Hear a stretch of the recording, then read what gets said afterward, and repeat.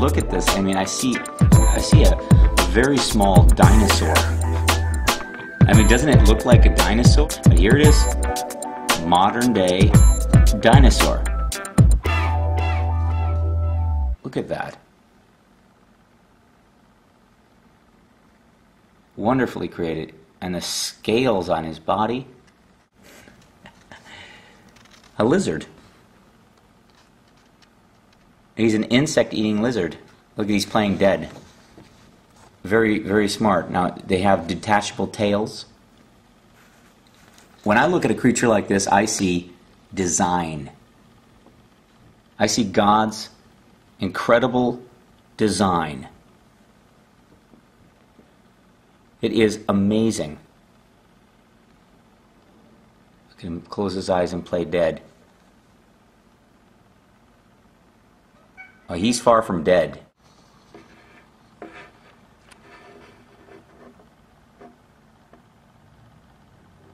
Amazing little creature.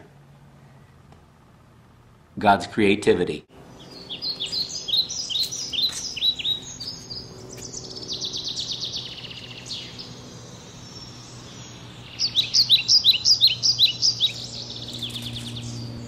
I'm going to make a prediction. I predict that we will find, if I do a Google search looking for fossils of little creatures like this little lizard I just showed you, I will find lizard fossils that look just like this little lizard. And the reason why I'll find little fossils of lizards is because evolution is a lie. Evolution is not true. My theory is that the flood has buried creatures. So here's my theory, that I will find through Google searches, I will find lizards of the same type as this little lizard today. And where did I find this? The American Museum of Natural History. Fighting dinosaurs. The third section of the exhibit focuses on exquisite preservations of fossils in the Gobi Desert, which provide scientists with some of the most well-preserved vertebrate specimens known to man. Scientists have once thought the Gobi fossils were buried by deposits laid by sandstorms or local floods. But recent studies suggest that collapsing sand dunes triggered by torrential rains buried these animals alive 80 million years ago. You're looking at a 80 million year old fossil, according to the experts, the evolutionary experts. So, if I understand you evolutionists correctly, an 80 million year old lizard fossil that matches an everyday common lizard that we have here alive today, I would conclude that evolution is really, really, really, really, really, really slow. And it's so slow that you can't see it. It's kind of like a religion. Evolutionary religion. In my search for more lizard fossils, I stumbled on a paleontology blog dedicated to paleontology, and they talk about their finds. This particular find was rather interesting because here we have a lizard, just like very similar to the one I have, if not exactly like the one I just showed you, alongside little fishies. Now, you have a land creature and fish together in one fossil. That suggests a flood, a rapid burial, a catastrophe of biblical proportions, burying these two creatures simultaneously in one sedimentary layer.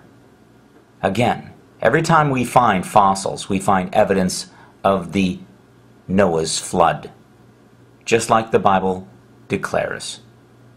We have more evidence that God created the world, and the Bible is true.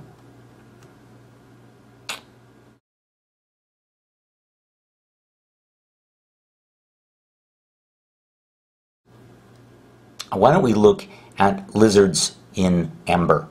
Do you think we can find any lizard encased in amber? Well, I found one on eBay. There it is. Just like the little lizard. See his little legs and his tail? Yeah. Here's an 80 million year old amber lizard. What we have here is lizards haven't changed. They apparently have found their niche and had no need for evolutionary change in the 80 million years that they've been around, or longer, according to the experts. Okay, let's refer to the chart of geological time. The evolution and fossil record, paleontology, okay? Reptiles appear where? In the Paleozoic era. Notice that? Go right over and down, reptiles appear. They appear what year? 544 to 245 million years ago. Do you understand we have little lizards today that date back, haven't changed since the Paleozoic era? So the search continues according to DK Images, Discovery Science, and what do we have? Another lizard fossil. And they claim it's 190 million years old. 190 million year old fossilized lizard. So what's the difference between this lizard and this lizard? Now, this is a dead lizard. What really is the difference between this little dead lizard? Now, this one's not fossilized. This is just a dead lizard that the ants have completely cleaned out and left just a bit of its skin. And this lizard. This one, a dead one, modern dead lizard, and a 190 million year old lizard. In other words, there's not much difference between the two. And if evolution was true, which it's not, we'd see some kind of change amongst these lizards, but we don't. What we see is lizards being lizards like they've been since creation. National Geographic News. Ancient lizard glided. Photo in the news, ancient lizard glided using ribs. Now this is, of course, an artistic rendering of a fossil find. Here's the fossil.